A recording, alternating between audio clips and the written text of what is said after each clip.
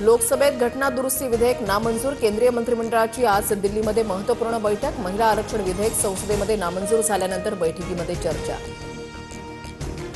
महिला आरक्षणाच्या नावाखाली केंद्रानं भोंदू विधेयक आणलं। महिलांच्या नावाखाली जागा वाढवण्याचा डाव होता, संजय राऊतांचा आरोप। ऐतिहासिक विधेयकाला काँग्रेसचा विरोध। विधेयक पडल्यानंतर जल्लोष साजरा करणं दुर्दैवी, चंद्रशेखर बावनकुळेंची टीका। कालचा दिवस लाजीरवाणा। विरोधकांची महिला विरोधी मानसिकता पुन्हा उघडी पडली। महिला आरक्षणाची लढाई थांबणार नाही। नारी शक्ती विधेयकावरून उपमुख्यमंत्री सुनेत्रा पवारांचे ट्विट।